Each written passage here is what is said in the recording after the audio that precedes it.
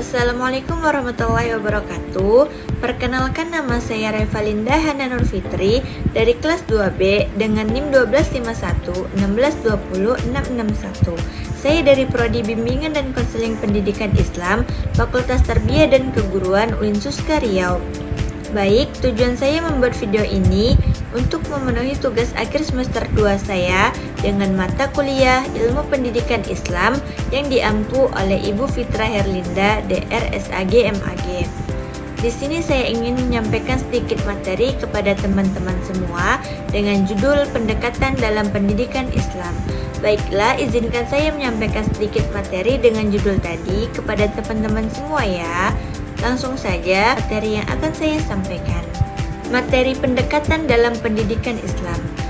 Pembahasan pertama mengenai pengertian pendekatan dalam pendidikan Islam. Pendekatan dalam pendidikan Islam adalah cara, strategi, metode atau langkah yang digunakan pendidik dalam membimbing peserta didik agar berkembang sesuai ajaran Islam. Pendidikan Islam tidak hanya mengajarkan ilmu pengetahuan, tetapi juga membentuk keimanan, akhlak, karakter, dan kepribadian Islami. Dalam pendidikan Islam, peserta didik diarahkan agar menjadi manusia yang beriman dan bertakwa kepada Allah Subhanahu wa Ta'ala, berakhlak mulia, memiliki ilmu pengetahuan, bertanggung jawab, berguna bagi agama, masyarakat, bangsa, dan negara. Dengan kata lain, pendekatan pendidikan Islam bertujuan membentuk manusia yang seimbang antara ilmu dunia dan akhirat. Landasan Al-Qur'annya yaitu Al-Qur'an menekankan pentingnya cara mendidik yang baik, penuh hikmah dan nasihat. Dalam Quran surah An-Nahl ayat 125 dengan arti, serulah manusia kepada jalan Tuhanmu dengan hikmah dan pelajaran yang baik, dan bantahlah mereka dengan cara yang baik. Makna ayat ini adalah, ayat ini menjelaskan bahwa pendidikan harus dilakukan dengan bijaksana, lembut, penuh nasihat, dan sesuai keadaan peserta didik. Selanjutnya pembahasan mengenai tujuan pendekatan dalam pendidikan Islam. Pendekatan pendidikan Islam memiliki beberapa tujuan penting, yaitu yang pertama, menanamkan keimanan dan ketakwaan kepada Allah Subhanahu wa Ta'ala. Tujuan utama pendidikan Islam adalah membentuk manusia yang dekat dengan Allah, rajin beribadah, dan menjalankan ajaran agama. Contoh penerapannya yaitu membiasakan sholat tepat waktu, mengaji Al-Quran, dan berdoa sebelum belajar. Yang kedua, membentuk akhlak mulia. Pendidikan Islam bertujuan membentuk pribadi yang memiliki perilaku baik seperti jujur, sopan santun, disiplin, bertanggung jawab, menghormati orang tua dan guru. Yang ketiga, mengembangkan ilmu pengetahuan. Islam sangat menganjurkan umatnya untuk menuntut ilmu agar menjadi manusia yang cerdas dan bermanfaat. Dalil pendukungnya yaitu dalam Quran surah Al-Mujadilah ayat 11 dengan arti, Allah akan meninggikan orang-orang yang beriman di antaramu dan orang-orang yang diberi ilmu beberapa derajat. Yang keempat, membentuk karakter Islami. Peserta didik diarahkan memiliki sikap sabar, ikhlas, tanggung jawab, disiplin, dan rendah hati. Yang kelima, mempersiapkan manusia yang berguna. Pendidikan Islam bertujuan menciptakan manusia yang bermanfaat bagi agama, masyarakat, bangsa, dan negara. Baik, di sini ada pembahasan mengenai dasar pendidikan Islam dalam Al-Quran dan hadis. Pendidikan Islam memiliki dasar utama, yaitu yang pertama Al-Quran. Al-Quran menjadi pedoman utama dalam pendidikan Islam karena berisi aturan hidup, akhlak, dan ilmu. Contoh ayat pendidikannya yaitu dalam Quran surah Luqman ayat 13 dengan arti berisi nasihat Luqman kepada anaknya agar tidak menyekutukan Allah atau tauhid. Pelajaran yang bisa kita ambil adalah pendidikan harus dimulai dari penanaman akidah dan akhlak. Yang kedua yaitu hadis Nabi Shallallahu Alaihi Wasallam. Hadis menjadi penjelas bagaimana Rasulullah mendidik umat. Hadisnya yaitu menuntut ilmu itu wajib bagi setiap muslim. Hadis riwayat Ibnu Majah dengan makna Islam sangat mendorong pendidikan dan pencarian ilmu. Selanjutnya pembahasan mengenai jenis-jenis pendekatan dalam pendidikan Islam. Yang pertama, pendekatan religius atau keagamaan. Pendekatan religius adalah cara mendidik yang menekankan pada nilai-nilai agama dan ibadah agar peserta didik memiliki keimanan yang kuat.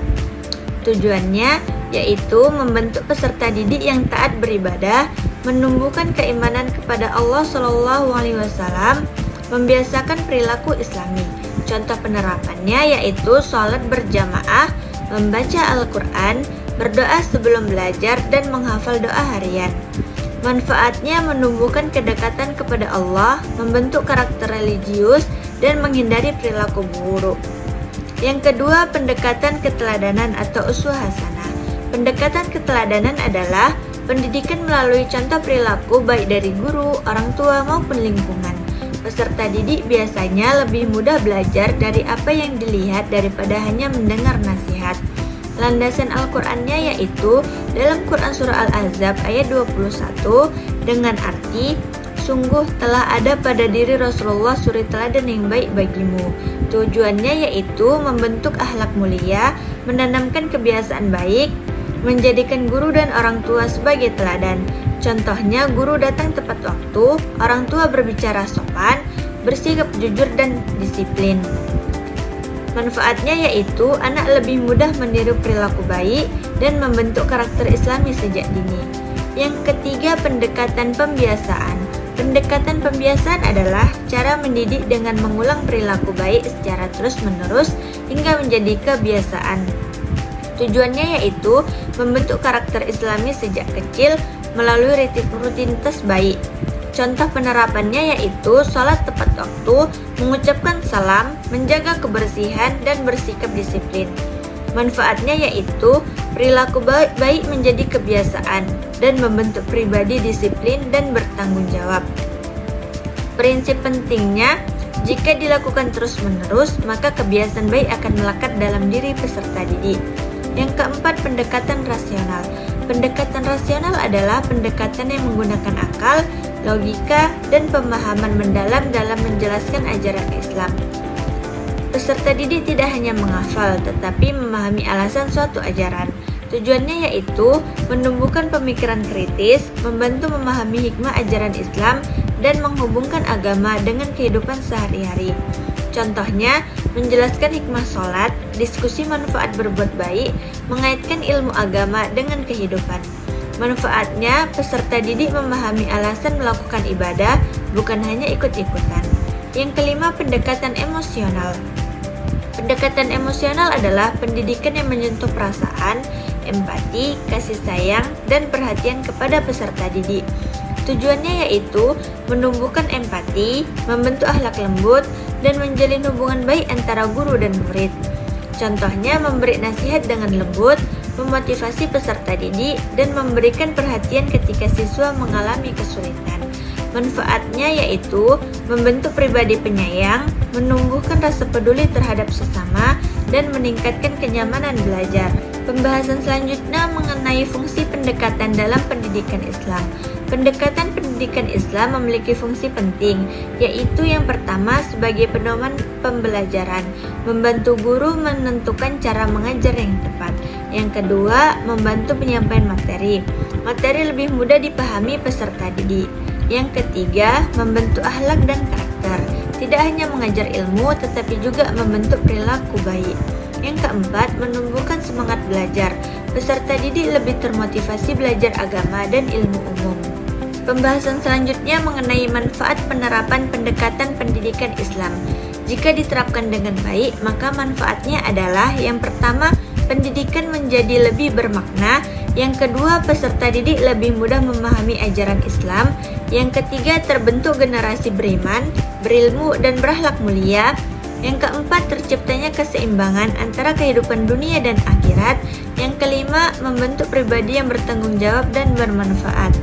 Pembahasan selanjutnya mengenai tujuan akhir pendekatan dalam pendidikan Islam. Tujuan akhir pendekatan dalam pendidikan Islam adalah membentuk manusia yang beriman, bertakwa, berakhlak mulia, berilmu, serta mampu menjalani kehidupan sesuai ajaran Islam untuk memperoleh kebahagiaan di dunia dan di akhirat.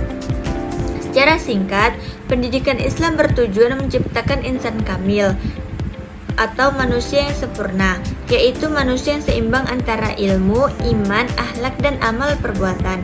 Baik, yang terakhir pembahasan mengenai kesimpulan.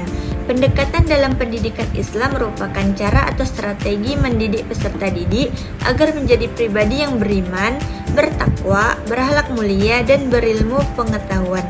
Pendekatan ini meliputi pendekatan religius, keteladanan, pembiasaan, rasional, dan emosional. Semua pendekatan tersebut memiliki tujuan untuk membentuk generasi Islam yang baik secara spiritual, intelektual, sosial, dan moral. Dengan pendekatan yang tepat, pendidikan Islam tidak hanya menghasilkan peserta didik yang pintar, tetapi juga memiliki iman kuat, akhlak baik, dan mampu menghadapi kehidupan sesuai ajaran Islam. Baik teman-teman semua, cukup sekian penyampaian materi dari saya. Mohon maaf apabila ada kesalahan, baik dari segi materi dan penyampaian saya, karena saya juga masih di tahap belajar. Wabillahi taufiq wal hidayah. Wassalamualaikum warahmatullahi wabarakatuh.